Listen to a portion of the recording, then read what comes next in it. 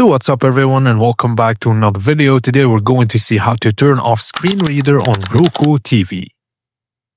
So firstly press home on your Roku remote, then go to settings.